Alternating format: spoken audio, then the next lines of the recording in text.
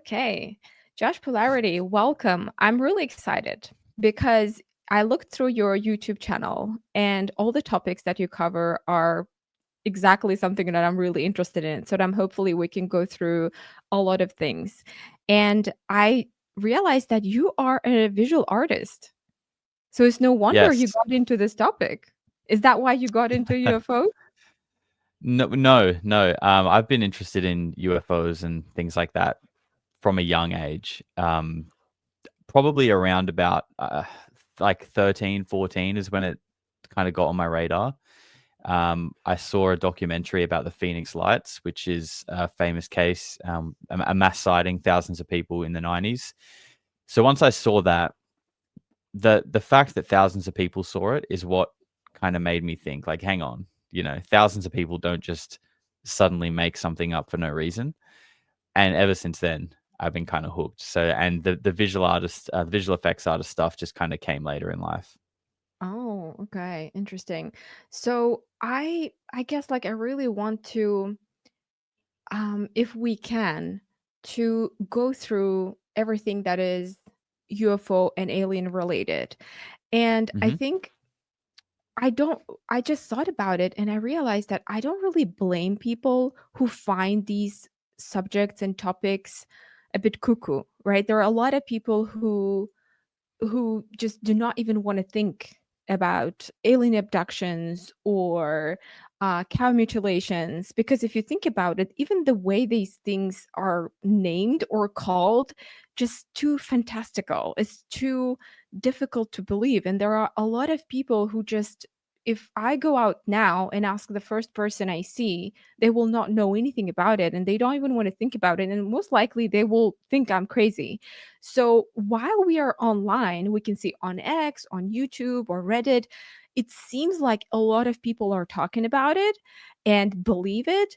But offline, in real life, majority, they just don't care or do not believe at all. And I don't blame them because if you look at it, even the contents around it, they have like this photos, the imagery, and then the music, like don don don. It just doesn't really help, does it? It just makes it No, even worse.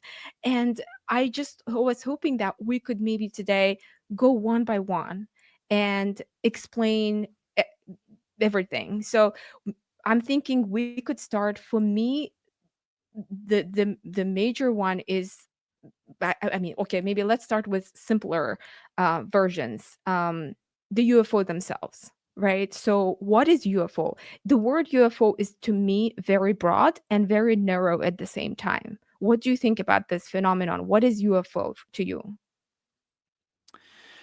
well, I mean, to me, it is essentially just anything that's in the sky that cannot be identified. But I think when people say the word UFO or UAP, whatever terminology you want to use these days, I think, in this is my opinion, that a lot of different things just kind of get lumped under this category. So I think that there are probably craft or things that are not human.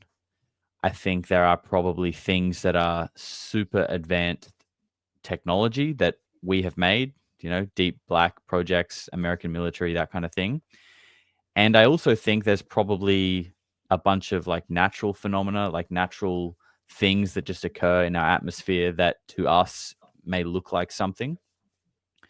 And when people say the word UFO, UAP, and I also think there's possibly a sort of spiritual or like interdimensional aspect to all of this.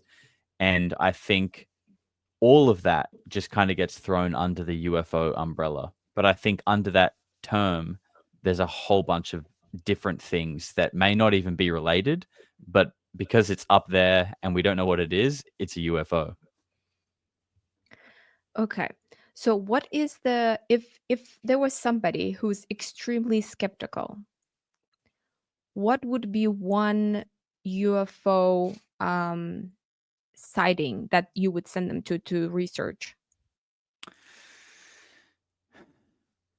I mean, I'd probably use the Phoenix Lights as an example because I mean it's the one that really turned me, and I think the mass sightings are the big are the big heavyweights because, especially in the 90s, right? This is in the 90s where the internet wasn't really in everyone's home, especially not the way it is today. People did have the internet, but not like we do today. It was very different back then. So, things aren't spreading on Facebook or social media like they do today. So the fact that thousands of people all reported seeing a giant triangle the size of a football field flying slowly, quietly over Phoenix in Arizona, I just think you have to think about that, because I feel like often people will dismiss it because it's just far easier to dismiss it as crazy people than actually deal with what that means, because it will force people to, yeah, question reality, question the fact that their governments are not telling them the truth. And for someone like me, that's just like an obvious thing, and I don't struggle with that. But people like you said before, who you go out and ask on the street, who would just think you're crazy, people like that will struggle with trying to think about something like that and trying to deal with that. And I think that's why you have this sort of strange fork and division within society of people who like don't even want to know about it because it's just too much, and then other people who are very open to the idea. Okay. So do you think that then yeah, that the word is too much. So it's too much for them for, I guess it's scary or causes uncertainty. I think we also have this thing where it's like a self-defense. We try to not to engage in unknown things because it causes us to be afraid or to lose stability. So I guess, yeah, so then it's more about ignoring rather than not believing. Yeah, I think ignorance is bliss, and I think sometimes people don't want their happy little reality disrupted or disturbed. Even if, I think even some people who know that they're not being told the truth, they're kind of happy, not like they're kind of happy just living that way, because, like I said, to dive into that rabbit hole and really dig into what the actual truth may be becomes very disruptive to their current understanding of the world. And that's where you hear the word like ontological shock. Like that's what that is when your frame of reality that has been molded through your entire life, and you feel very safe in understanding what's what about the world, for that to, after 30, 40, 50 years, to just suddenly be like ripped open and changed, it's like too much for some people. Like it's actually too much for them. Right. Yeah. Um, so let's then so Phoenix Lights, when did it happen? I believe 1996, 6 or 7. Okay. Okay. And I think, is it also on Netflix? I think I've seen one. There was a Netflix episode, right? I think that, no? I think the Phoenix Lights got covered in a recent Netflix show called Investigation Alien by George Knapp. I think they almost dedicated like half an episode of that show to that case. Oh, okay. But I'm And sure there's many documentaries about it. right. And a couple more. What other credible ones that are difficult to deny? I would say the other two would be two other big mass sightings would be Rua, Zimbabwe. So that is, I think that one was 1994. Um, a craft landed just next to a primary school in Rua, Zimbabwe, and about 60 of the school children all saw it, and they all ran inside, told their teachers, and it was kind of hysterical. And the teachers got them to draw what they saw and recount what they saw. And it was a craft. Some of the kids said they could see multiple craft, but they could also see short beings out the front of the craft. And that's talking about your classic like 3 to 4 foot tall, big head, big black eyes, wearing a black skin tight suit, which is something you do hear across UFO and encounter stories as well. So that's something I always find interesting as well, is having been into this stuff for a long time, you do start to pick up on these little small details that seem to recur throughout Mm. stories, and beings wearing these like black wetsuits. essentially would be like the best way to describe it, like a surfing suit, um, is something you hear a lot. So there's that one. And the reason why that one is so compelling is that this happened in 1994. And there are videos on YouTube of these kids today who are now about my age, like early 30s, and they still are 100% like they know what they saw. Their stories haven't changed. And and again, you can see when they're talking about it that it's they there's a bit of that ontological shock there. You can see that these kids or now adults know that they're not being told the truth about the world that they live in, and that's like hard to deal with for some people, especially for the people who have lived it and seen it and know that there are kind of lies being told. Yeah. Right. Yeah, I totally get it. And it's not usually when you start talking about something like that, the answers you get, the responses, or maybe they all maybe suffered some, what's the word, like a psychological um what is the word? There's a thing, massive psychosis or something like that. There's always something that they find um, in order not to accept, right? Like the way the as many excuses they can you can find, the easier it is to deny something. So I hear a lot of that. I think it's just like a massive psychosis, like everyone just started believing something, and one person saw and the other had to agree. I think that also like happens. I think when they police investigations, they somehow are able to make them believe the things that they didn't do that they did. I think that kind of situation, I think they also, okay, so maybe if they saw something, then they somebody convinced them that they saw it. I think those are the kind of arguments that I hear. Yeah, and I guess those kind of arguments, if we're talking about like one or two people potentially seeing something, then it's like, okay, maybe that is the case. Maybe it is just a hallucination, psychosis, something like that. But that's why these mass sighting cases are so stand out to me because I, you know, I, if we're to ask, do we think we're alone in the universe, or did 1,000 people suddenly all have the same hallucination on the same night? I think the fact that we're not alone in the universe is far more likely than 1,000 people all suddenly having the same hallucination on the same night. And Yeah. I think that's why the mass sightings are important because you can always the people who want to discredit and debunk this can always write it off on if it's just one or two people. Oh, they're crazy. Oh, they just hallucinated. Oh, they were taking drugs.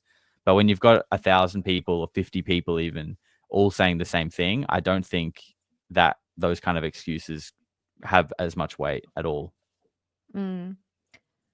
Now another thing that I hear a lot is grace. It Hmm. came up a few times, even in Joe Rogan podcasts and other podcasts. And what is it? Do you think? What are grays? Yeah, for someone who's not initiated, like when you hear a word, there are grays. Like, what is that? Yeah. Well, my best understanding of what they are based on research is that they seem to be a childlike sized being with large heads, large black eyes, small mouths, and people who have had encounters with them generally say that it's always a telepathic type of communication. This was also stated in the Rua Zimbabwe case with the children who saw it. They said that when they locked eyes with it, it was almost like they were put in a trance. Like they kind of couldn't move and they were just like locked in and they were just getting messages in their mind. So this idea of telepathic communication is almost in every single encounter case that you come across. So there are also a lot of people who claim that these short grays seem to be more so robotic. They seem to lack empathy, and that it almost comes across like they are a biological AI, like a robot with a meat suit, essentially, and Mm, that they operate kind of with a hive mind. as if you've got three robots and they're all just programmed to perform a task, like maybe grab someone and extract their DNA or something like that.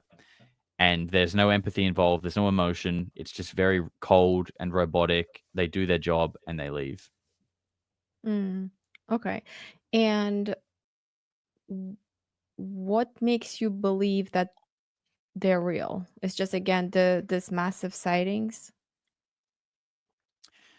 I think it's not just the massive sightings. I think it's also just over history, right? Because this isn't just something that has been reported in the last 10, 20, 30 years. This is something that has been reported for a long time.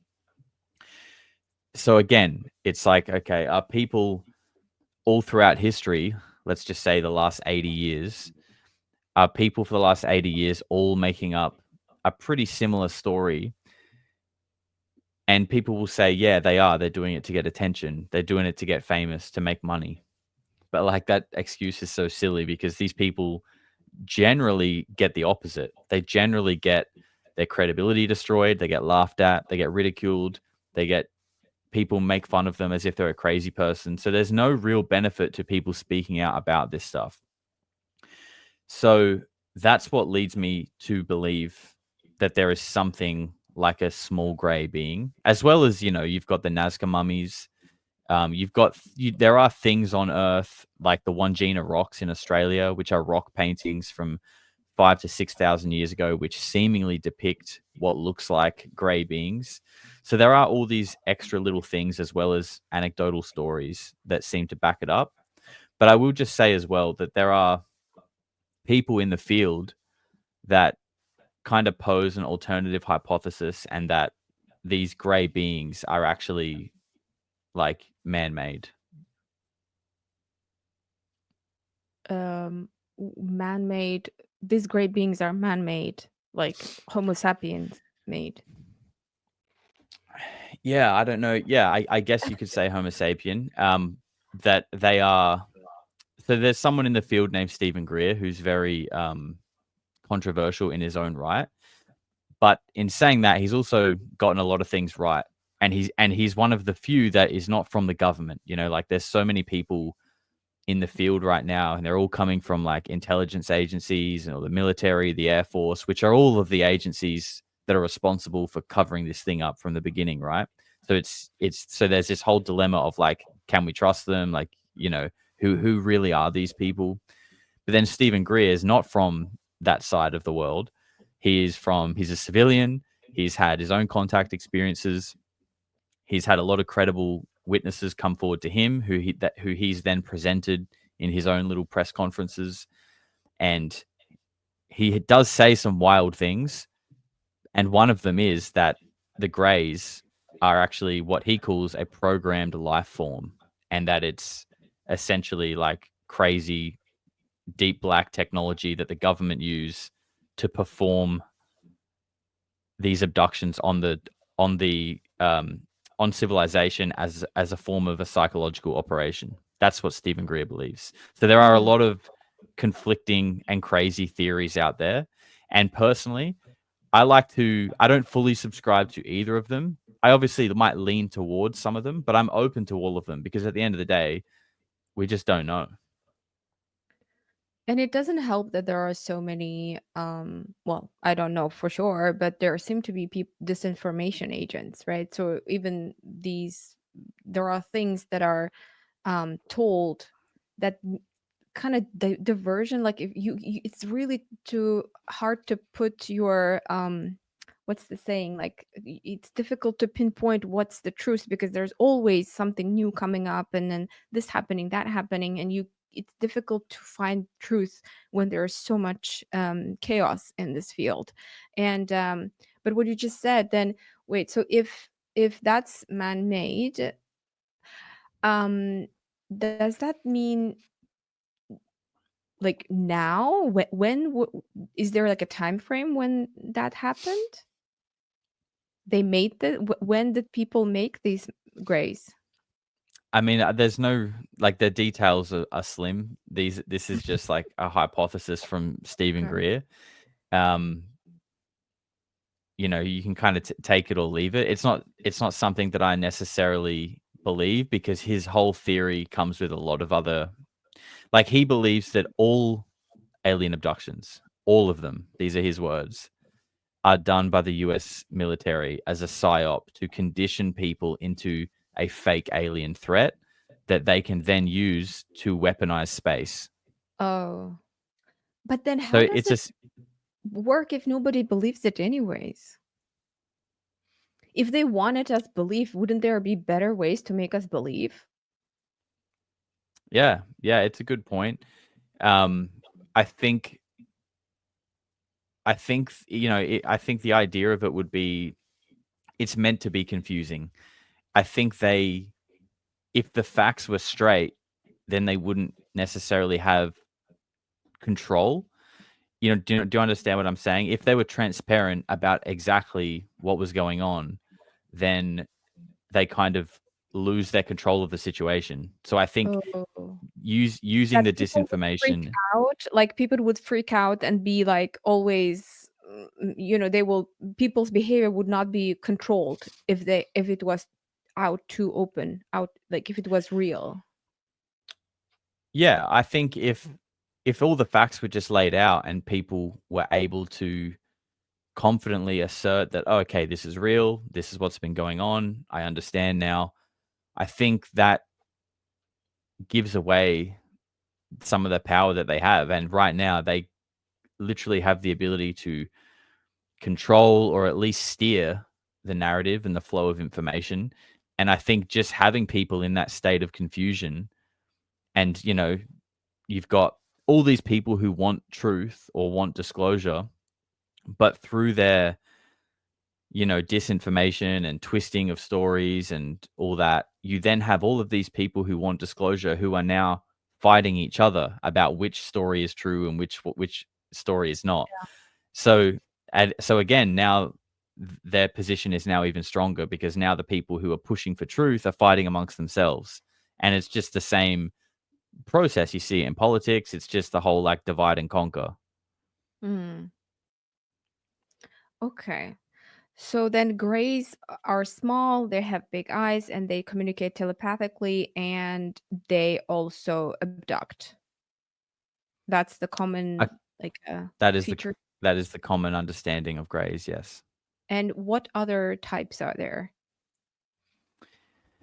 Well, there are, I guess, four types that are commonly, I guess, talked about from people who have had encounters in that, and that is the greys. There are also Nordic-looking beings. They're sometimes called like tall whites, I've or Yeah. yeah, yeah. So they generally are the most human-looking ones. They apparently resemble like a Scandinavian, very like athletic and attractive human being. Um, you've also got the classic reptilians and Oh, yes. insectoids. Right. That one And is, I think, the least believable, isn't it? well, Don't you it's think? funny you say that. It's funny you say that, and that's why I laughed when I said it because it is the one that people seem to struggle with the most. But I honestly think like when you look at some of Some the people cultures, Okay. No, but there are some wh- people who, when you look at them and it's like, "Ooh," like Mark oh, Zuckerberg, for example, right? yeah, exactly. And, when you look through stories in ancient cultures, every single culture and even religion all has some kind of serpent or all has some kind of scaled entity True. as part of their story. Literally all of them. And then you've got people like David Icke, who has interviewed a man named Credo Mutwa, who is I don't want to butcher this, but just to give a broad overview, he was essentially like an African shaman, and who had a pretty deep understanding of like the cultural beliefs in Africa. And to them, and this is like, we're talking about like Zulu kind of like tribal, like proper deep Africa belief systems. Um, And to them, it's not like a conspiracy. It's not like a weird, wacky thing. To them, it's just like, yes, there are reptilian beings and they are here and they have been controlling the, like the energy and the forces among the world. Like to them, it's just like, it's not a funny, crazy conversation. It's just the way the world is. I think the word reptile makes it messes it up because Mm, it's like you're forcing someone to imagine like a lizard or like a reptile head on like a being, right? It's difficult. It's too fantastical. But that's why right. is it the word reptile? Like what word that is why reptile? Well, I think, um, I guess it's interesting actually. Just recently, a man who's kind of famous in the UFO world, Eric Davis, spoke at a public briefing, and he's someone who has been one of the people who seems to know a lot more than they're letting on. A lot of clearances, a lot of work on black budget programs and things like that. He just said recently that the name reptilians and insectoids is just a name that we have given because they are human like in that they have two arms and two legs and they stand upright, but their appearance is more like a reptile than a human. And the same for the insectoid ones is that they have a Homo sapien like shape and structure, but their skin and their face is more like an insect or more like a reptile. So there isn't just reptiloid. There is also insectoid. I've never heard about this one. Yeah, so this is one you probably don't hear about as much until kind of recently, really. But there are a lot of people in who have had abductions, or it's generally with abductions that you hear about. Inse- they get called insectoids, but they also get called like mantids, and that's generally because they seem to resemble like a praying mantis, like a triangular head with um, like those praying mantis kind of looking arms. I mean, it's hard for me to explain for you properly because I've never had that experience. I'm just kind of relaying information that I've gathered to you. But what's interesting about this is that in this whole disclosure process, just at the start of this year, um, there was a guy got interviewed by Ross Coulthart, who's generally considered to be one of the more credible journalists in the space. His name was Lieutenant Colonel John Blitch. So this was a guy who was in charge of the launching nuclear weapons at one point. He was like a Delta Force sniper, which is like a tier one, elite special forces soldier, like super high up military guy. He's got like a double master's degree in like human psychology and like mathematics or something, but just highly intelligent, highly credible. And in this interview, he was talking about how he himself has seen a 7, 8 foot praying mantis being that showed him that they essentially tinker and have manipulated humans like DNA, and that we are essentially just like a genetic biological experiment that's been running for thousands of years. And that was relayed to him again telepathically by this mantid looking being. So, as crazy as that story is, like, when you hear that, it's just like, well, what the fuck? Like, what am I hearing? But Yeah. then that whole interview is prefaced with the fact that this guy is a Delta Force soldier. He was in charge of nuclear weapons, which means he was on a thing called the PRP, which is the Personnel Reliability Program, which means if they need to take like paracetamol, if they have a little headache and they just need to take like an aspirin, they have to report that. So like their mental state is monitored extremely closely. So I guess that's part of their credentials, right? Is the fact that their mental state has to be like tip top because this man can literally press the red button and launch a nuclear weapon at another country. So you hear that, and then you hear him say that he was, encountered a 7, 8 foot praying mantis being that told him that our human bodies are just housing units for our souls. And it's just kind of like, wow, okay. What do we do Yeah. with that? Yeah. I just think that, the problem for me in such situations is conditions like, let's say, schizophrenia, where our brain throws out different images, right?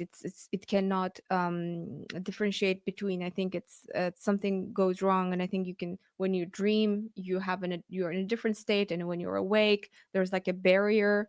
I don't know, but I think that was the explanation. And our brain can make us see things, and also, but then but in these situations you also have different people from different parts of the world, from different backgrounds, telling similar things, right? Similar Yeah. features, similar experiences, and you're like, wait a minute, why do they have there are some commonalities in what they're saying?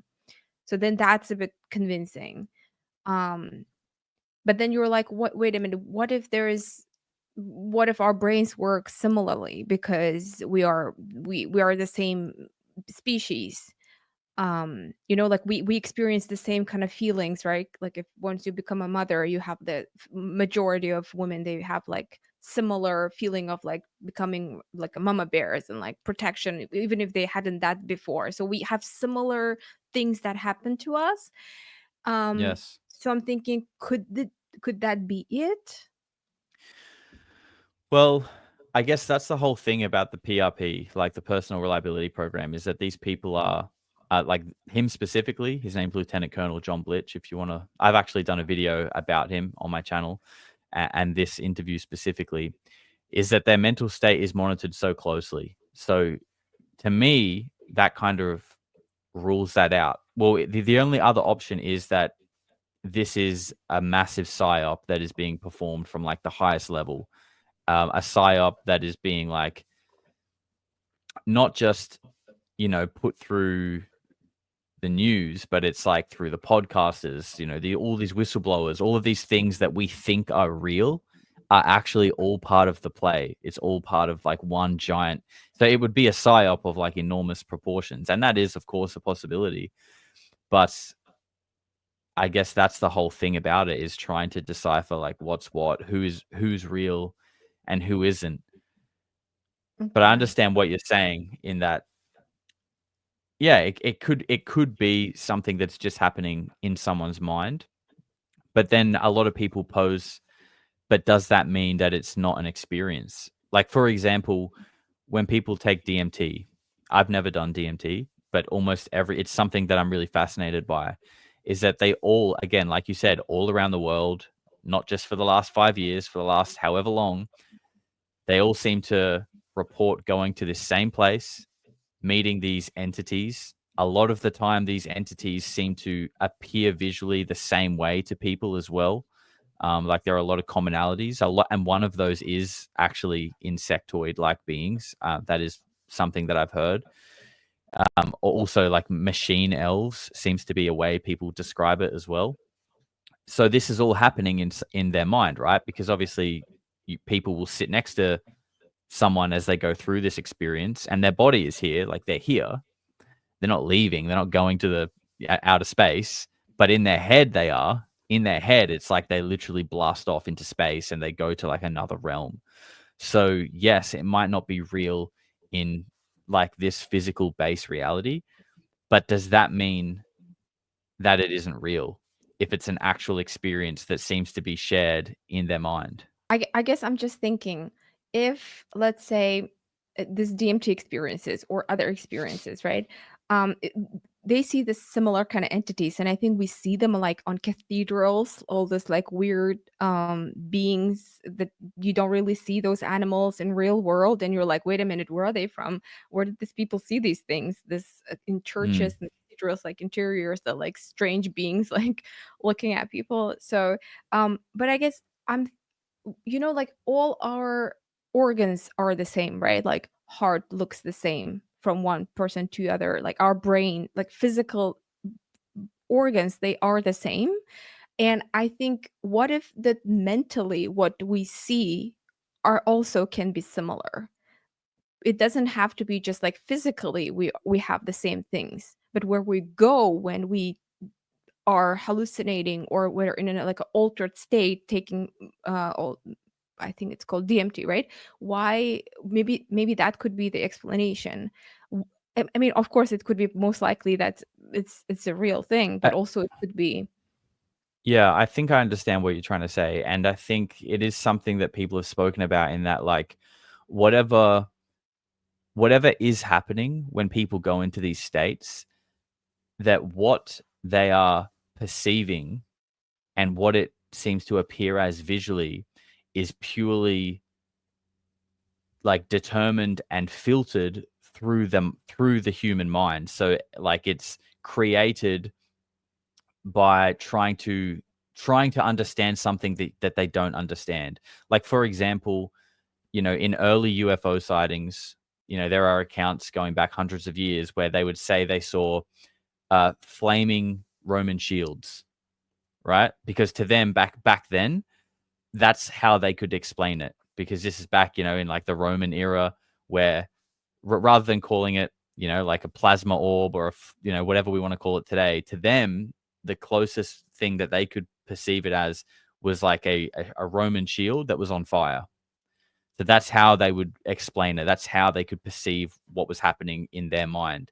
Whereas today, maybe, we're a little bit, well, we've obviously advanced a little bit, but we still share this general consensus of reality. So the way that we try to explain these crazy things that we're perceiving may all sound the same, but it might not actually be that at all. Mm, It's just the only way we can explain it. And because of that, we all explain it kind of in the same way. Hopefully true. that made sense. Yes, it did. Yeah. So there are then four: Greys, Nordic, reptilian, and then insect. You said there were four. Yeah. I Insectoid. think, I mean, there are four that seem to be commonly accepted, and Okay. that's not just from like a conspiracy guy perspective. That's coming from people who have apparently been involved in these programs. Right. And so let's a little bit talk about the Nordics.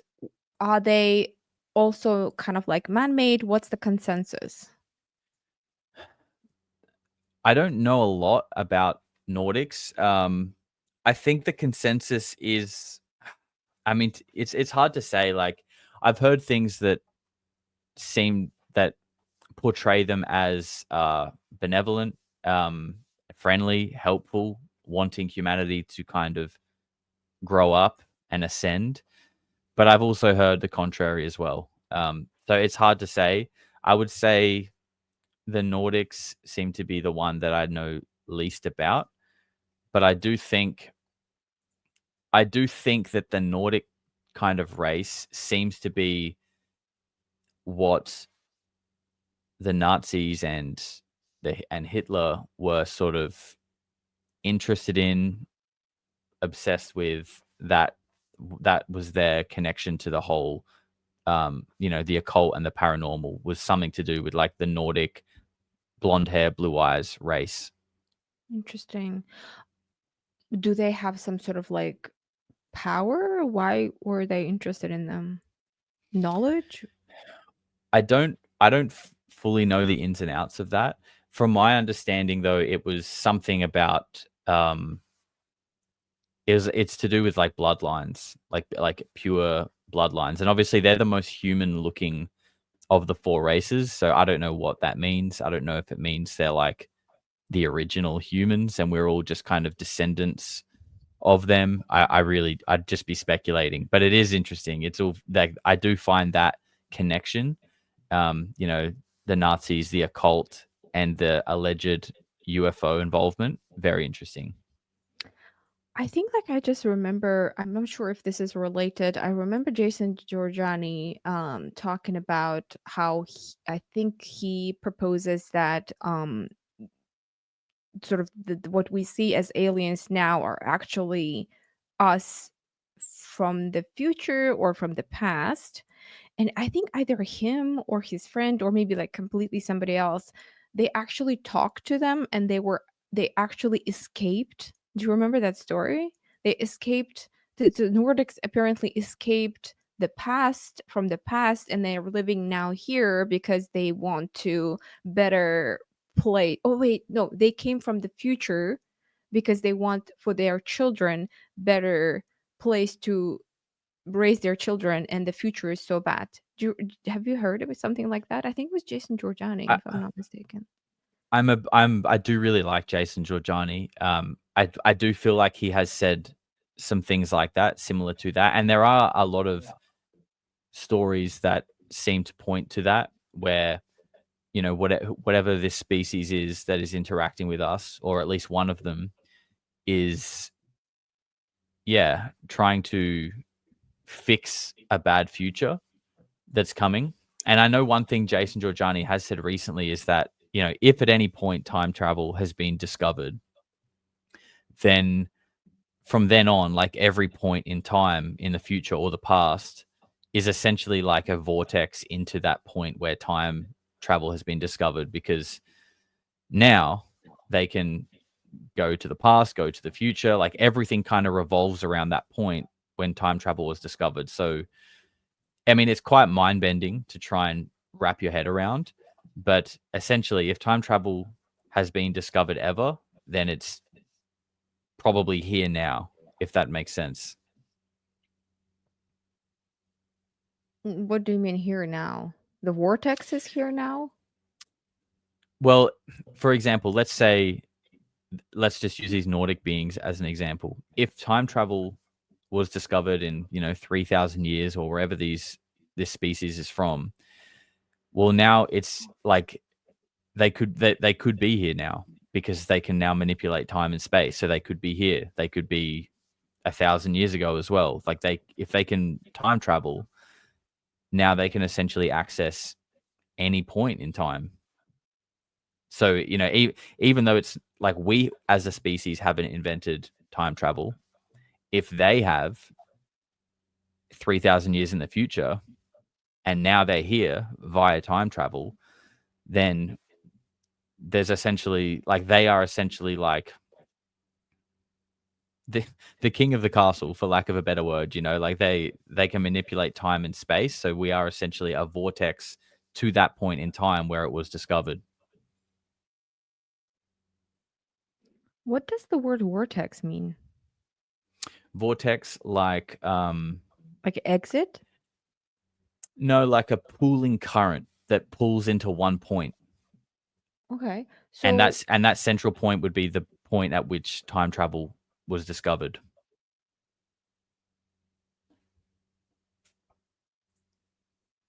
right. So if it was but it's not discovered now, not in present. At least not in our timeline. Not well, timeline is probably not the right word, but in our society. I mean, but who knows? It might be like, who knows how far the technology goes that we're not allowed to know about. Because like, let's be real. Let's just say we have discovered time travel, right? Let's just say we have, and it's in a secret underground bunker in America somewhere. Why would they tell us? And if they did tell us, what kind of chaos would that unleash if suddenly everyone started being able to, go to the future, go to the past? Like, because obviously, when we talk about time travel, you start messing with timelines. Like, for example, if I could go to the past and maybe do things differently, then what happens to my future timeline, and everything that had affected, all the other people that had affected? How does that affect them? And now it's not just me doing it. If it's public information, everyone's doing it. So now all of these timelines are getting cut up and changed. Like, what kind of effect would that have? It just seems like chaos. It seems like releasing that kind of technology, if it's real, could only be a bad thing, really. So it might be possible we might just not be allowed to know about it. I just think that it maybe doesn't work like that. It just or maybe does it explain why these Nordic people are keeping it to themselves? I mean, mm, Well, I mean, I'm interested to hear how you think it works, because it is a very tough it's a tough idea to wrap your head around. But there is the common theory that, our species is like an infant species. right? We're kind of like the toddlers in a playpen that are supervised. And this earth is our pen. That's why we can't get out of it because we're not allowed to. And we basically need to grow up in terms of our like mentality, our consciousness. We need to become a less aggressive, a more kind, a more caring species before we are kind of handed the technology that can do things like that. But I'm interested to think like how you understand time travel. I like intuitively maybe it doesn't feel that way. If the travel was discovered, it just doesn't feel like it would be exactly as we see in the movies. When you see in the movies, they're like, okay, you can if you go back to the past, you cannot change anything, you cannot do anything. It's one of the rules that you should change it, then you will end up in a different future, and then there will be parallels that you will create. Um, but then who knows, some things that we see in movies, they are true, so it could be that, but I would be disappointed if that's how it works. um I I yeah, wish I it was think more complex than that. yeah, I think I can't really think of another way how it might work because if you can True. go to the past and you do something different, then it's obviously going to have some kind of effect, right? And I personally, this is just my own personal belief, is that there is parts of the truth in movies, and I think we see that a lot more than we realize. Okay, let's say you go to the past. I mean, this was not like Mhm. supposed to be part of the podcast, but let's say you go to the past and I always wanted it's the stupidest thing that maybe you can give me your example. Like I always wanted to talk to Lee Harvey Oswald. It's one of the Okay. things that I had like an obsession. I just if I was like if I had the chance, I would go and like talk to him. Like what is going on? Like does he know what's going to happen? And just make sure that he doesn't get shot. I don't know. And let's say if I go back, right? But I'm not physically anymore here in 2025 in Berlin, right? I'm gone.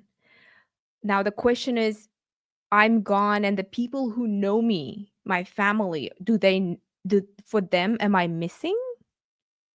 Or am I wiped out of their memory? Well, let's say it's missing. Let's keep it simple. Let's say I'm just like I Mhm. disappear. So I'm in the past, and then I talk to Lee Harvey Oswald, and he doesn't go there on to when he's killed, or maybe we're somehow we can save Kennedy, right?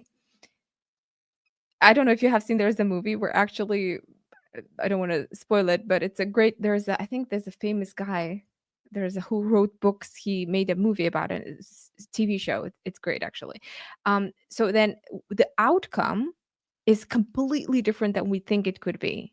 But then you does your reality, Josh, will it change? So I go back, I save Kennedy. Will your Yeah. reality now change?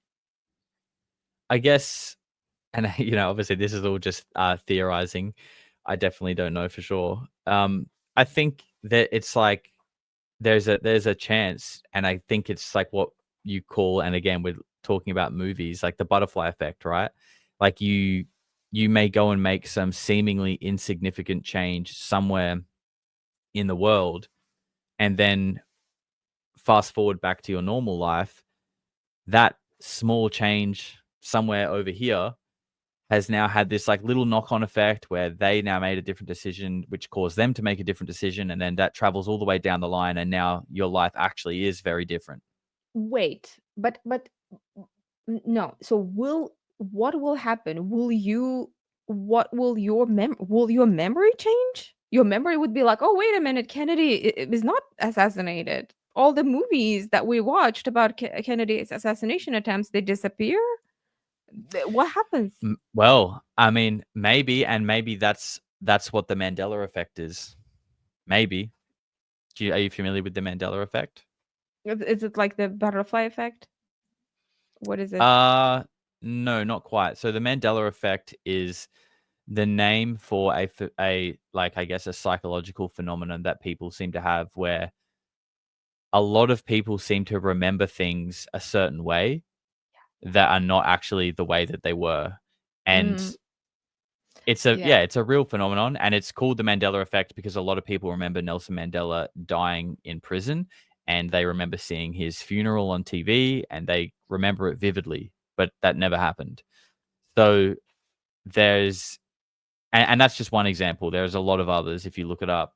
Um, so there is the potential that maybe that is due to timelines being messed with. Who knows? Yeah, it's like the Pikachu's, tail, right? I think Theo Wan and Candace Yes. Owens, I think they were talking about that. Yeah. Okay. Mm, mm. So then, if if we think it's how it works, then your memory gets wiped. Then your memory gets altered. Then you I think altered's a better word. Yeah. okay. Okay. And Um, but wait. Mm, because like there are so many little, like deja vu, for example. yeah. We're just told like, oh, it's just your brain like having a little fuzzy moment or whatever, and maybe it is, but I don't know. I think personally, I think our bodies are more complex than just having little funny moments. Like to me, that's the same as how scientists say, oh, 60% of our DNA is junk DNA. Like our bodies are the most like complex, like bio or like organic supercomputers to exist. For us to just write off 60% of our DNA as junk is like the Yeah. most arrogant statement ever. And it's No. really just we just don't understand it yet. Yeah. And I think we can probably apply that to deja vu. Now, I don't know if deja vu does actually have anything to do with like time travel, but is maybe it's more in the realm of like ESP and premonition, and psychic abilities that we don't fully have a grasp on yet. But I think to just write these things off as like silly accidents is just arrogant. Right. That's Okay. just my own personal view. So then, just to finish this, so then when I then come back to this reality, would it be the reality that I am in, or am I going to a parallel, do you think? Like a completely different future? But then, wait, so it cannot be parallels if we altered our memory, right? If we are altering our memory, then it's the same future, it's the same present. For it to be Well, parallel, like a I think it diversion. could be both. Mm. I think it could be both because you could enter a parallel reality and then have your memory altered, so you don't Oh, realize that your reality has changed, but of course it has if things like that have been altered. wait, so then we're like split. So there's like a split happening. Yeah, I mean, and there are people who I listen to, who basically say that every second, like I guess this kind of leans into a simulation theory, but every second there are computations going on that basically determine where you and your life is going to go, right? And what reality you're going to shift into. And that those computations are based on the decisions that you make and the decisions that people around you make, and that determines where you go through life. So there are constantly like different versions of reality being computed every moment, and that you're constantly shifting into them. And that's, I think, to me, that's why I lean more towards the fact that it would be a parallel reality that you would come back to rather than the same one with an altered memory, because I think there are different versions being created in every single moment. Then it very much reminds me the dark matter, where you open doors and they're like have you seen on Apple TV? There's a I dark haven't. matter, and it's just like every time you open a door, it's like completely like every single decision you make, it just like infinitely opens up different realities, and there are like infinite numbers of because you make so many decisions throughout your life, and there are so Yeah, many I infinite numbers of you. that sounds like a really cool show. And I do agree with that. And just as my own personal thing through life is that I've always just had a bit of a rule with myself, and that's if you get offered an opportunity or like something comes into your life, then you should say yes. And even if it's just like to explore it, like even just to find out a little bit more or just go and try it, just try it. Like I always, pretty much always say yes. And I've just found that that has just led me to getting lots of good experiences, going to places that I want to get to, and just generally like constantly growing and constantly evolving rather than when you just say no, I feel like your life becomes stagnant. Wait, so how did we go from infinite realities to how does it how do you How does that relate? So when you were talking about like every door that you open is essentially opening up a whole realm of possibility there. To me, when an opportunity comes into my life, whether it's, to come on your podcast or to do something like whatever, I feel like every new opportunity is like one of those doors because once you step through that door or partake in that opportunity, that there is potentially a whole realm of different opportunities that could stem from that.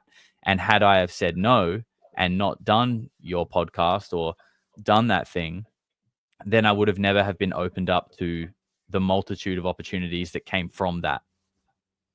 because then that would be like the point where it multiplies from that point on. Sort of that Yeah. causes more action, I guess. Yeah. Well, Mm, it's just like the show that you explained. Like mm. it's on the face, it's just one door. It just seems like one door.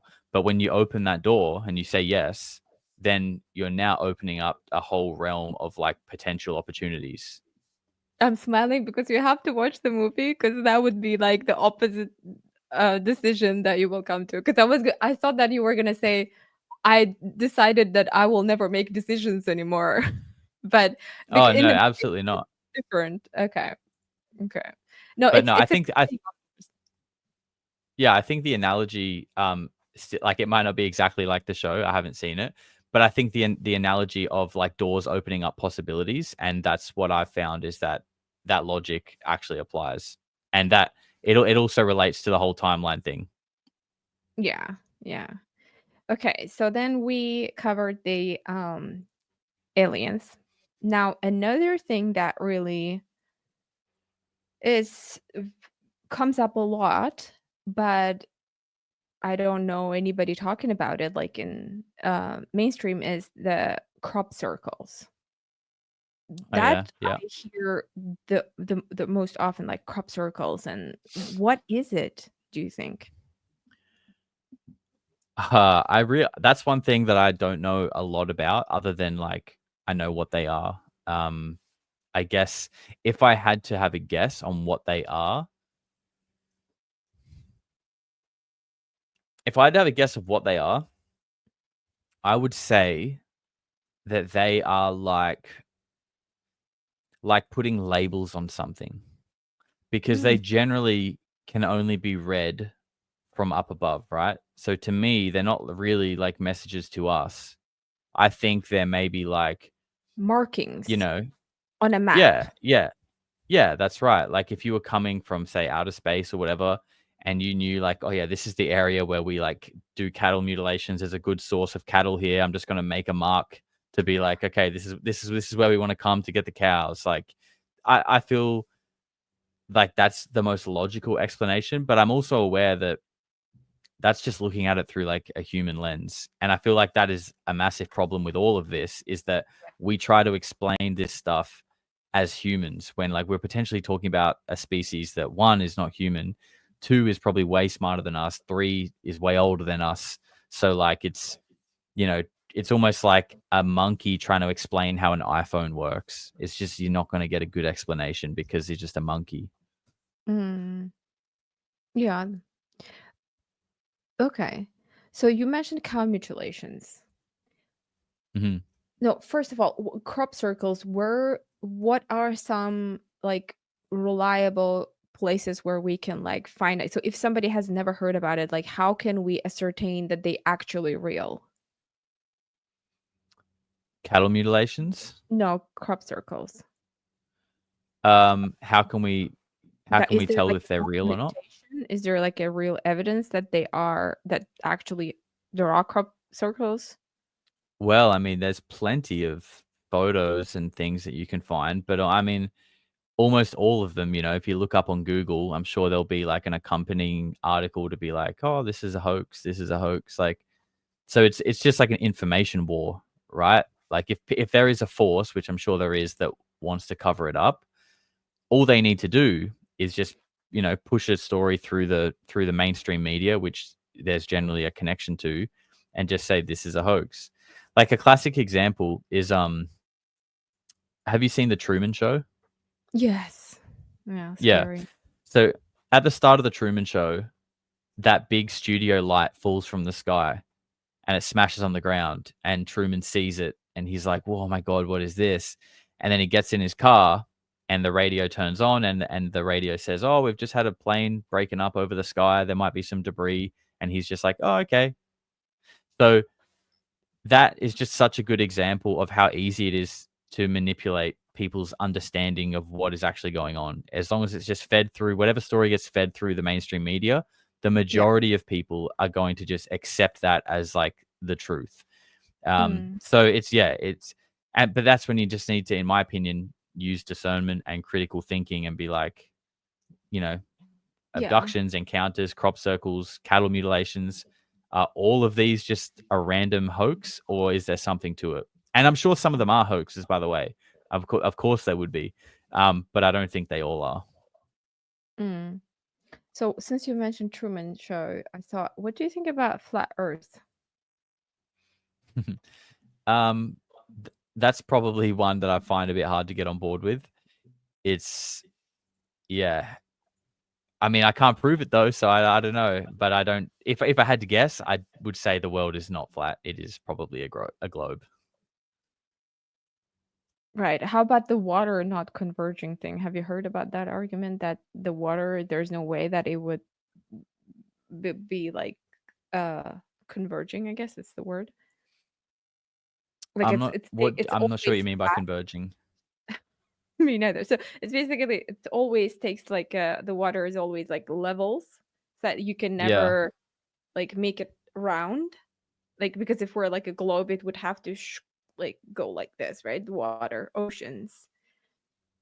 It has always I to mean, be level. I think I understand what you're saying, but I think that is, I think, just solved by like gravity. I think that's a gravity thing, if Yeah, I'm I think understanding so, what but you're it saying just comes correctly. up so much. It just comes up like every single time. It's just like, well, water, it doesn't. Maybe they were. I think maybe there's another word, but it's like, well, water doesn't. It's always level, or Hmm. that's what I hear the most. I think, but I want to talk to somebody who really believes it because there are people, bunch of people who really, Oh really believe, yeah. and it's fascinating. Like it's great. Like if you live thinking that the world is flat, I mean, that's wow. That's interesting, right? Like I would Yeah. love to talk to someone. Yeah, people are definitely very emotionally invested in flat Earth theory, and who knows? Maybe they're right, but I feel like that's maybe one that could be like a psyop. It could be like just a total disinformation, just another layer of confusion to everything. You know what I mean? I feel like there's probably a lot of that. Yeah, but what really is like I really liked about like flat earth is what they were saying is that they believe also that's the fascinating part for me was that they think there are more continents or like there is some other like Yeah. there's more to the map than we think, and that was like wow, this is interesting because I would have never go that way if I didn't start looking into what they're saying about flat earth. Yeah, Have I you think thought about that's definitely the most interesting part, and I don't necessarily know if I believe in flat Earth, but I'm very open to the idea of there being yeah, pieces of land, continents even that aren't on our maps. And, absolutely. I kind of, if I had to give you sort of my the idea that I'm leaning into the most at the moment when it comes to the phenomenon and aliens and all that kind of shit is that there is a breakaway civilization here on Earth. And I think that term gets thrown around a lot. But I think it's maybe a bit misunderstood. I think when people talk about breakaway civilization, they think, oh, when when the Roswell crash happened, they got all this technology and they kind of just like moved away with it and have and now like the deep state. And that may even be true in itself. But I think it's more likely that there is, for example, they're like the ancient Egyptians or these people who had this technology to build these amazing pyramids that we can barely replicate today. Like, I find it hard to believe that with all of that technology and prowess, that they just kind of like died off. Like, I think there is a potential that maybe these other beings that are a lot highly intelligent with technology that looks like magic to us are still here. They're just not, in America or China. They're in perhaps their own space, existing and alongside us. And that is like think of it like this. You know how there's those uncontacted tribes on Yeah. North Sentinel Island, and it's like, don't go near Mhm. them. They'll just kill you if you arrive. Mm. I think there's a possibility that we are them to something else above us, that there are layers to that, and we're just somewhere in the middle. Mm. Yeah. I totally see it. Like, I think that that is possible. They're just, like, minding their own business. They're, like, Yeah, coexisting. We did coexist with, I mean, we do coexist with other animals as well. yeah, So and then we do abduct. I mean, we do catch some animals, right? So, I mean, that could also explain some, like, alien abductions. yeah. Like, why is Antarctica so secret? What's so Yeah. secret about Antarctica? Yeah. Mm. Do you think there's, like, something, like, hidden there? Or why do you think, do you have any thoughts? Why is it secretive? Well, so obviously before World War II, when the Germans were very involved in the occult and there was this alleged connection with UFOs, um, they went to Antarctica and they claimed a piece of the land there as New Schwabenland. And then after the war, America went to Antarctica under Operation High Jump, which was told to be a scientific research mission, but they took like 6,000 troops, battleships, everything. It was like they were going to war, but they said it was just a science mission. And a lot of people died. There were a lot of casualties, and they came back a lot quicker than they were meant to. So there are rumors about them seeing highly advanced technology there and things that just, made them leave with their tail between their legs. None of that's verifiable. It's all just story. But it does make you wonder, why is Antarctica the only continent in the world that you can't really go to, no one can live on, and with the climate of the world, with countries literally killing each other over having territory, like countries like Russia, Ukraine, China, America, they literally kill each other over having that piece of land, wherever it may be. But for some reason, they've all agreed that, okay, we won't touch that bit of land. Like, let's just leave that bit alone. That's weird, right? Now you could say, oh, it's full of ice. Like, why would anyone want to live there? And that's fair enough. Maybe it's not going to be a place where we'd all, set up a school and a church and things like that. But for a for military purposes, I'm of course they could militarize that as a base. But for some reason, everyone's agreed, like, look, we'll all just kind of keep our hands off this one. And I think that in itself is strange. Yeah, but I think US has power over it, isn't it? Like, there are a lot of US scientists and bases there. Yeah, so Who there are a lot of I know there are a lot of shared bases there. I don't know if from what I understand, I think everyone kind of has a right to having a base there. So there are a lot of like scientific outposts there, but also Antarctica is huge. It's like almost the size of North America. Sorry, like the actual like the 50 states, I mean, Yeah, yeah, yeah. which is a huge piece of land, right? So I think there is a possibility that they could have all these sort of camps and scientific research bases set up in, one little corner, and you've still got a giant mass of land there that could potentially hold life or things that are not existing or not common anywhere else in the world, but potentially. Mm, yeah. So let's talk about like I think one thing that when we talk about like Antarctica and the Arctic is the how the world looked like before, right? And there were a lot of now we hear information that there's some indications in like how I think Randall Carlson does a lot of work, Graham Hancock, how they show that there were flood or there were some natural disasters. So what are your thoughts on that? Like, is there something going to happen soon, do you think? Is something going to happen soon? Um, it certainly feels that way. How At least come? that's the. I think that's That's just not how it seems. feels to me. What do you mean? I think so. I think there's lots of angles. For me, I think that in like the UFO type world, there is like a bit of a general consensus that whether it's disclosure, which in itself is a massive event, which could potentially lead to other events, but it definitely feels like we are getting told more and more, albeit very slowly and kind of in a roundabout way, Yeah, about like what. hints, right? Yeah, and that's increasing quite a lot. Like if we were to look back 10 years ago, we've Oh, advanced a lot, and if we were to look back 20, 30 years ago, it's 20, 30 years ago, if you even talked about UFOs, people would just laugh at you.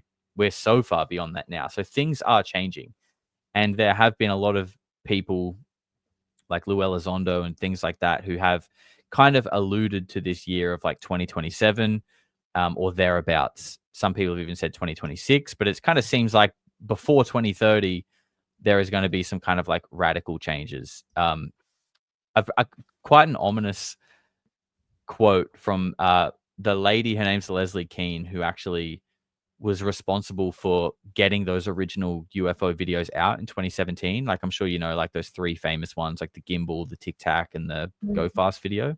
Yeah, so those famous ones, she was responsible for that New York Times article. So she's obviously connected to a lot of people in the Pentagon and things like that. And she was on a podcast and basically was asked about something about the future and like what she sees in the future. And she kind of just sort of like was like, "Oh, I don't really think that matters because in a few years, I don't think we're going to have like the things that we have now." And the host was kind of like, "What do you mean? Like electricity? Like what are you talking about?" And she was just kind of like, "Yeah, I think the world's just going to be very, very different, and we're not all the things that we take for granted are not going to be as easily accessible anymore." And it was and that's just one example, right? So there is a lot of this like feeling of like doomsday esque um, in that space. But my own personal opinion is that when I look at the world from like a political perspective and how divided people are and how much people just like can't get along anymore, apparently, I think it almost feels like it's been going on for so long that like people just haven't been able to sort out their differences. We're still a very war focused society that it almost feels like something drastic needs to happen to like to force a change. I don't know what that would be, but I mean, if you look at it, America has been involved in some form of war since World War II, whether it be like a coup on another country or like Vietnam or some little something. America have been in another country with a military since World War II. Like we cannot stop killing each other. It's sad and crazy. And I feel like something drastic does need to happen to kind of like whip the world back into like a harmonious order.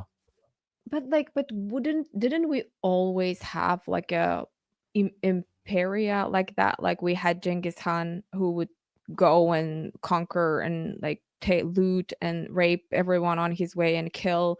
and then we Mm. had like others, and then Russian Empire. Like we always had wars. There was no one time when people were not like killed.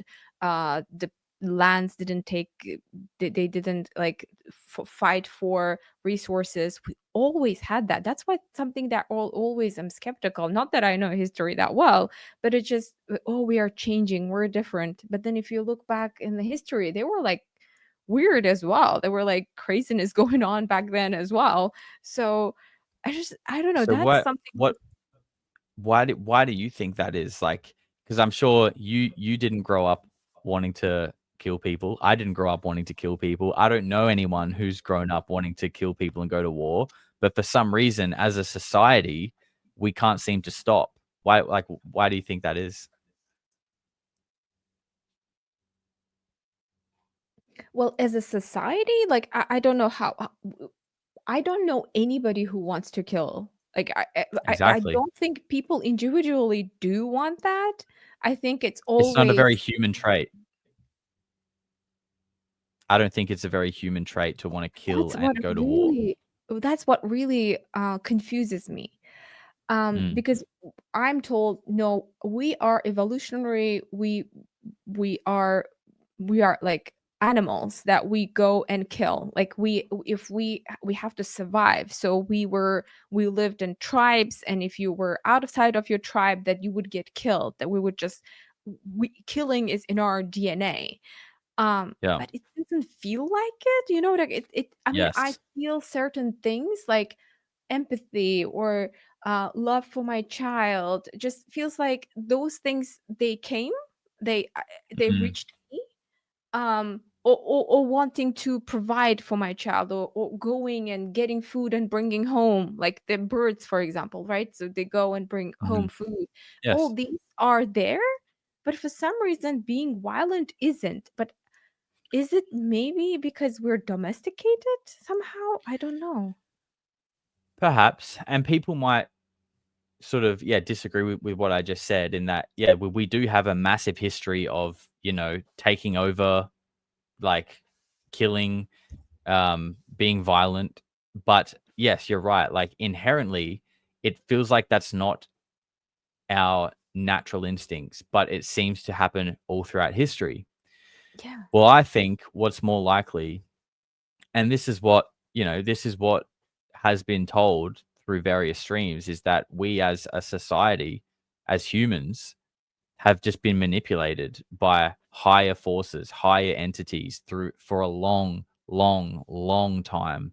And that's why we're a species with amnesia. That's why we can't really work out, where do we come from? How do we get here? Who built these pyramids? Like, we're not meant to know, because we've maybe like Lieutenant Colonel John Blitch said, we are an experiment, an ongoing experiment that's just been like meddled with, and that there are actually forces, whether you want to call them good or evil, whatever you want to call them, but there are things that manipulate humanity, and that they have been interacting with us for a long, long time. A lot of brainwashing, a lot of manipulation and brainwashing. And like in the past, they used to, like if somebody committed some crime, they would like flog or take out the intestines alive and torture people, and there would be people like watching them in a large square, like Yeah. everybody would come, Yeah. and it was like a show. uh, Hmm. and even now, like we don't have it that, but the UFC or like fights or boxing, I cannot watch those things because it's really a lot of stress on my consciousness. I can't watch two people fighting, or if I hear someone like violently screaming, it's like like there's and it's not because Yeah. I been a very shielded. I mean, I've saw things, but um it's just, it doesn't feel natural. It doesn't feel like it's Mm. how it should be. But then how do you explain this wanting to go and watch these shows? Or in the past, why did they go? Again, it's because we're conditioned, brainwashed. Yeah. I think, yeah, we are conditioned. I think we are manipulated psychologically at so many different levels. Like, we have adverts placed everywhere. Now we have targeted adverts through our phones, through our data being sold, right? And that is so people can understand what triggers our brain, what we like to purchase, what we like to buy, and they can target the ad to play off our interests. Like that is manipulation on like a consumer level, right? We're manipulated to go to certain restaurants or go watch certain sports. Like it's all manipulation. But I think it goes beyond that. I think there is like levels above it that are, for lack of a better word, good and evil forces. Like again, just going back to like the those inherent feelings, like how do people become pedophiles? How do people become rapists, murderers? Like that's just seems like the most inhuman instincts and desires. Like where does that actually come from? I don't know, but Yeah. I feel like the only thing that I can think of is that like there actually is some kind of like dark force that feeds on, Yeah. I don't know, human suffering or something, and that could be an explanation as to why we can't stop warring and killing each other because something actually thrives on it that we can't even perhaps comprehend. It's like a energy that there's something that feeds on Yeah, evil. and this is yeah, and this is a theory that makes sense to me, but it's not really my theory. I like the theory because I look around and I think, well, that seems to make sense, but it's not my theory. This is again coming from people who have spoken out from like intelligence circles. And some people say, oh, their belief is twisted because they're religious. So to them, this is all about angels and demons and good and evil. And maybe that's so, but maybe that's just the label. Like religious people call it angels and demons. Religious people say good and evil. But that doesn't mean there isn't something like that. Maybe that's not what it's actually called or whatever. That's just how they're explaining it. Just like the Romans called the UFOs flaming shields in the sky. It's just how they're explaining it. But I don't think we can argue that there does seem to be something that is keeping the world in like a bit of a state of conflict and just a lot of dark shit going on. Yeah, because if you think about it, like we as humans as well, like there are certain type of people that I want to be around because they have like this energy or vibe or whatever you say, and after I talk to them, I feel great because they have this whatever aura energy, and then there are types of people I talk to and I immediately have a headache. There's nothing that they said, it's just like they give off this thing that I just have a headache, and I cannot stand it. So it's not difficult to believe that there might be some kind of a being exactly who enjoys likes to receive evil energy. And that's why, because if I that's why like I'm friends with people who I feel good around, and then I Yeah. avoid people who I don't feel good around, so because I do intentional things to be in their presence, right? So it could be Yeah. it's not far-fetched to think that there could be something like that as well that we don't know about.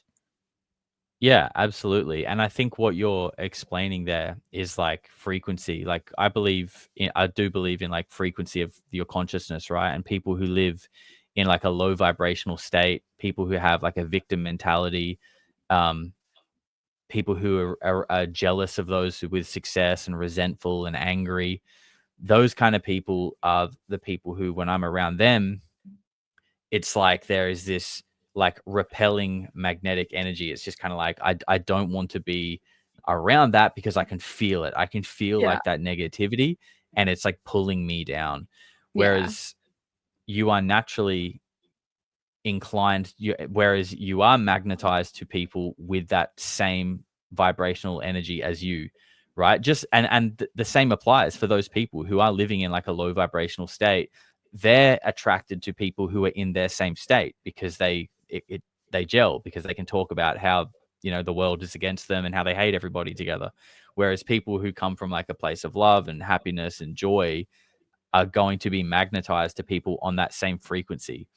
And I Totally. believe that, like, if you really, like, live your life, in accordance of that and project that energy in your actions, then you get that kind of, like, karmic response in your life as well, that when you put out good energy, like it actually does come back to you, and you will have a more positive experience in your life, just generally.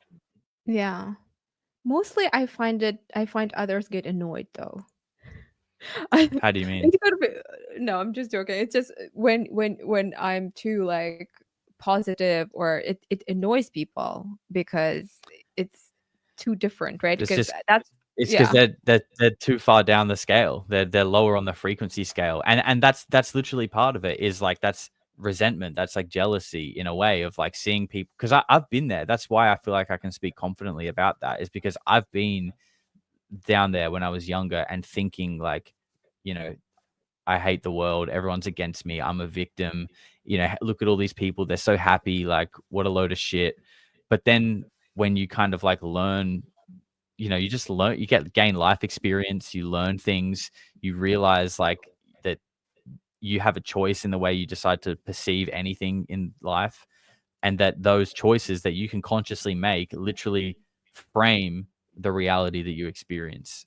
And when you kind of like work that out, it suddenly like life becomes a lot simpler when you realize that you kind Mhm. of have a choice in everything. Is the glass half empty or half full? That simple choice, it can be applied to anything, and it literally creates the experience you have. You can either have a good or a bad one. It's just depending on how you want to look at it. Right.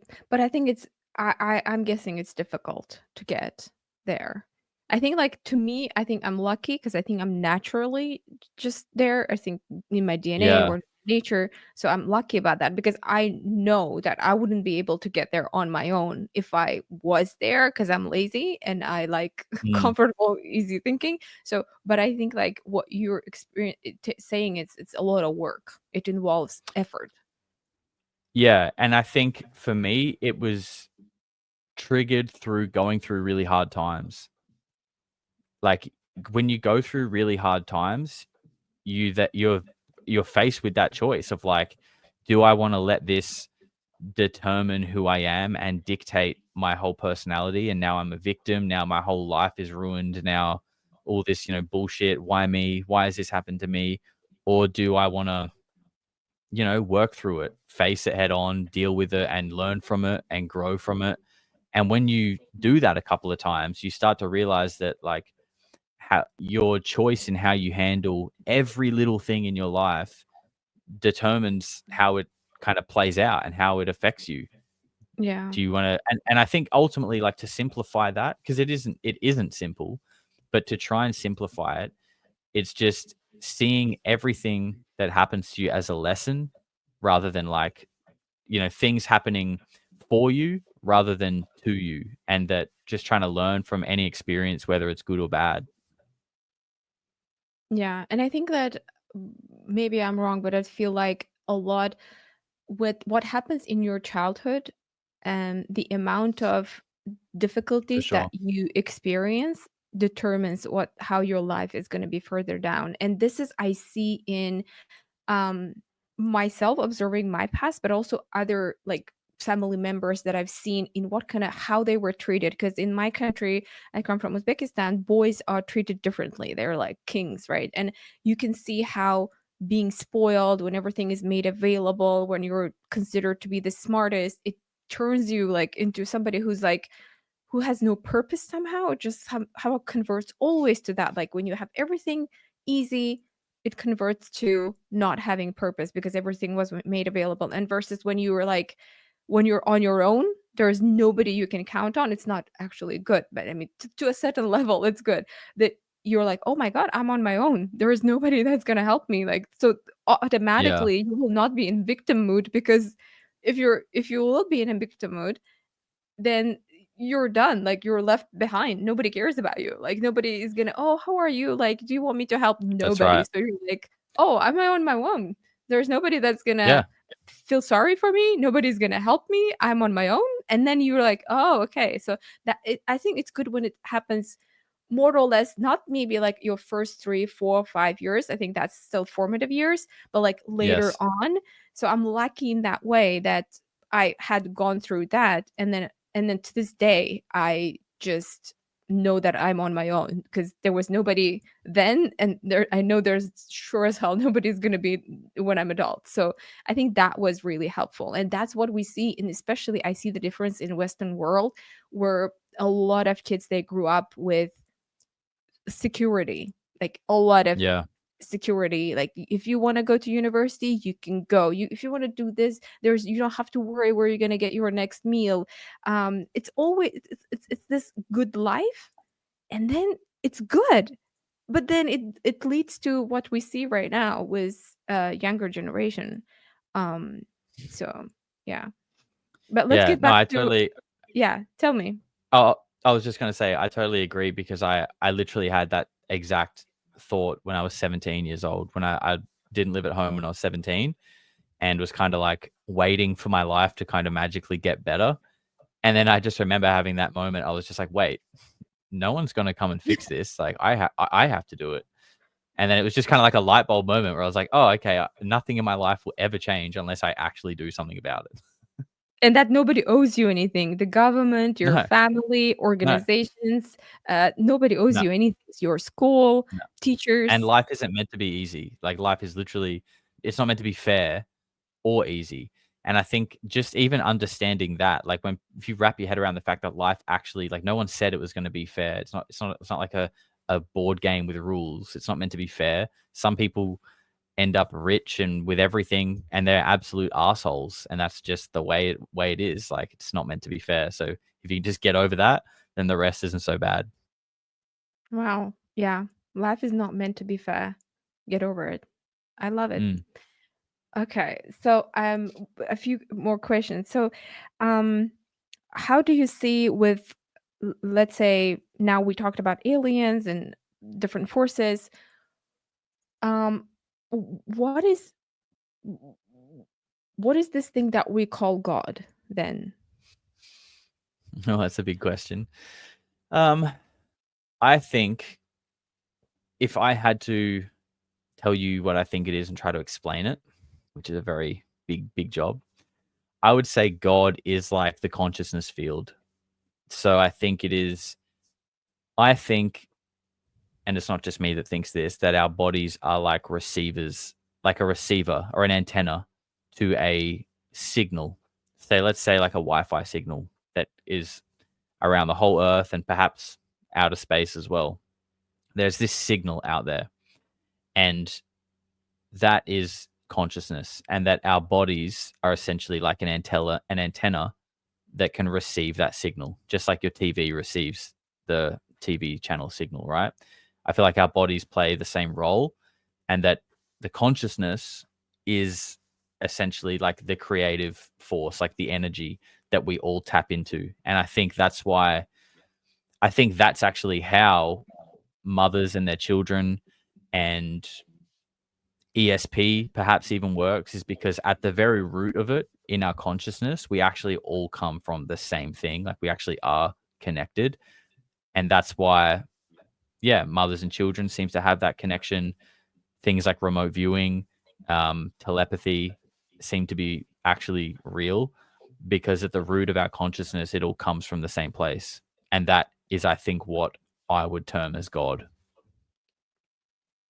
So then you remind me, what I think her name was, Barbara Walters, was it? Or maybe she had a different, Dorota.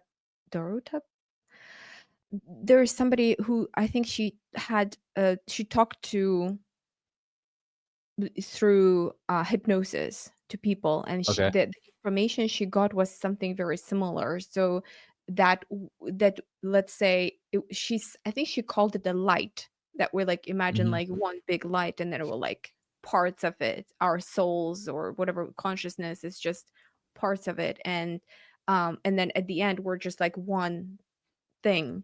um so I think, okay, so and so what is, do you believe in reincarnation then? Yeah, I do.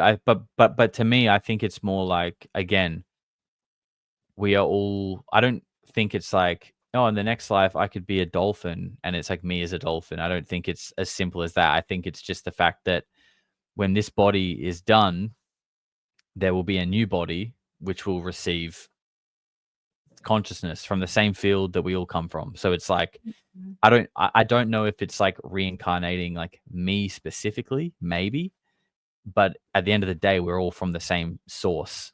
It's all the same energy. So it's kind of like a yes and no. So so the soul is not one intact thing. So it's not like my soul can reincarnate several times. It's more like ambiguous. I don't know if there's a limit to how many times people incarnate. I mean, people talk about the fact that Earth is potentially like a training ground, you know, like a school for your consciousness to learn lessons, to grow, to become like an enlightened soul, right? Where you get yourself out of that victim mentality and you're living from a place of just love and empathy and happiness and joy. And that Earth is like a training ground to get to that point. So perhaps this is just a theory that perhaps when you kind of achieve that enlightenment point, maybe perhaps you then don't reincarnate here. Maybe you reincarnate somewhere else. But I Oh, think it's like a when computer game. you You like get to different levels, you train, train, train, you get better, and then you can you're great, and then you can go and play then you something. yeah, then you graduate. Maybe then you graduate, you know, but it's like I said, it seems like we're not allowed to leave this planet, and it seems like we're controlled, we're supervised here. And maybe that is because, yeah, we are as a species generally very violent and just like chaotic and aggressive generally. But maybe once we kind of work through that and get over that, those like natural instincts, that it's like, okay, you're allowed out now. Hmm.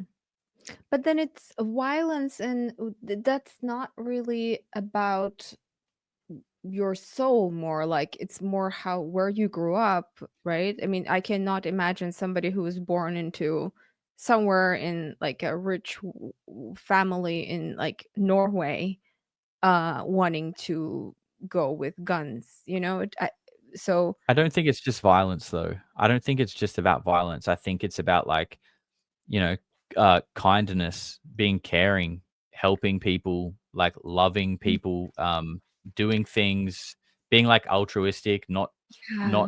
doing something just to receive something back. It's like Christ consciousness, right? It's like even if somebody Yeah. does something bad to you, you can still love them. Like I definitely Yeah. have to come many, many times to this place though, because I have not reached that level when somebody does bad some to me. Like I can be like, oh, I love you. That's just Yeah. yeah, I mean, for me, I definitely wouldn't say I love you if someone did something bad to me, but like, I generally just feel bad for people now. Like when people behave like dicks or when people are like aggressive or like abusive on X and stuff like that, I'm just like, what I actually think is like, man, imagine living your life. You know, you're yeah, here on X, getting real angry and worked up over someone you don't even know. Like that's your life. I feel bad for you, man. Like I really do. yeah. I have a feeling when somebody wrote one of my friends like how do you do this like this person wrote like a comment and my first thought was I felt like because this person was so frustrated of how bad I was, I felt like, "Oh my god, this person was so frustrated," and I just, like, instead of, like my first thought was genuinely was that, like, I frustrated somebody, and this person wrote this because of a genuinely being frustrated and not because they want to say something bad to me, and I think it's more like being empathetic, but I think Christ consciousness is a completely a little bit different level. I don't know. I don't know Yeah. anything about Yeah. it, but just Yeah, I think it's probably maybe like, you know, the highest, the most ultimate level. But yeah, I think I'm sure you've experienced it too. Being like in the public eye and being open to being criticized on like everything that you create, it kind of teaches you that. And again, then you're then posed with that question. Am I going to be like, oh my God, everyone hates me. The world's a scary place. I'm going to go run away and hide and never make another video. Or are you going to just be like, wow, that's how this person has decided to take the content that I've created. And that's their decision. It's actually got nothing to do with me. I had one person on an older video of mine, which I was looking at old footage, right? And the footage was quite grainy and just old looking. And when I was cutting to me, I overlaid grain as well. So I added some grain, right? Wait, Just actually, I just as saw like it. I saw it just recently. You did it on purpose. I remember I was like, yeah, "Why is he doing that?" I just yeah. So saw it.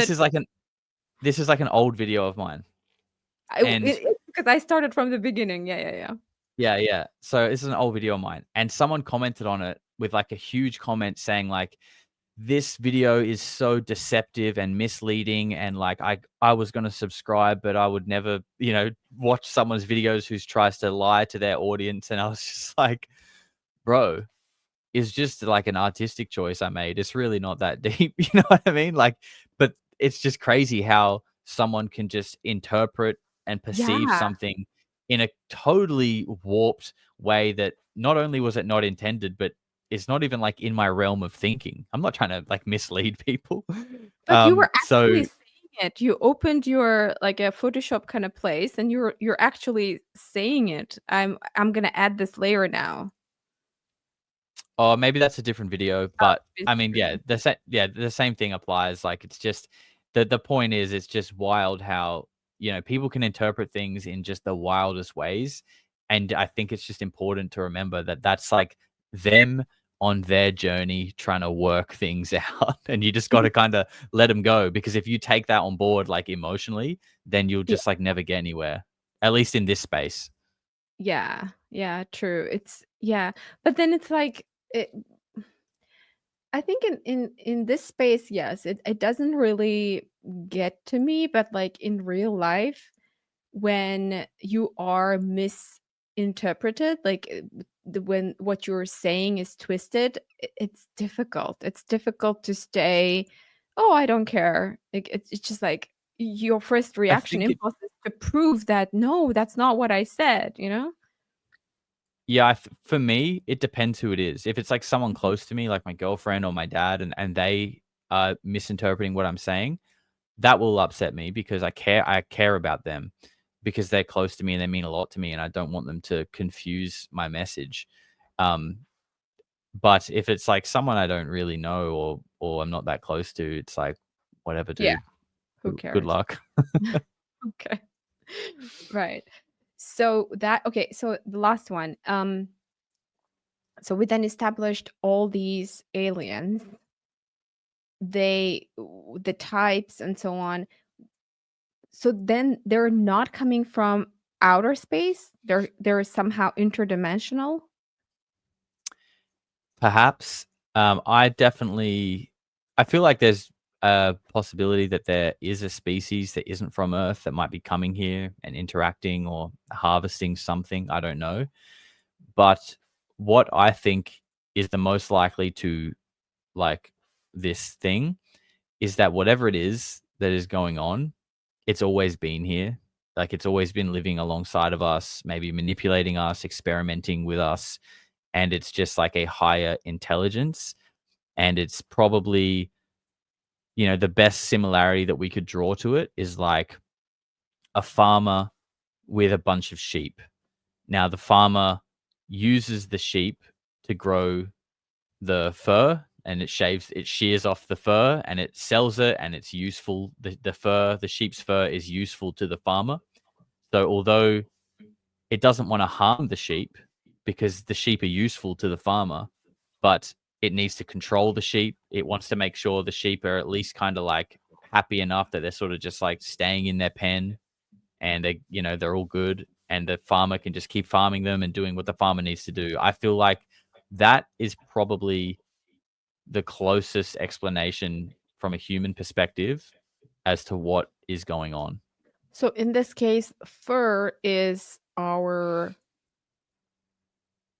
energy that we release. I I think it could be a few things, and it might even be one thing for one species, and another species are interested in something else. I've Oh, heard, like what I've heard through the more like mainstream channels is that it's more about, yeah, it is about like our yeah, energy and frequency, and that some of these beings somehow or in some way feed off of like the negativity and the conflict, and that's why we seem to be like stuck that way. I've heard other people say that, to us as humans, we really value like minerals like gold and iron and things like that. Like they're like valuable minerals to us, and we can use them to create things, right?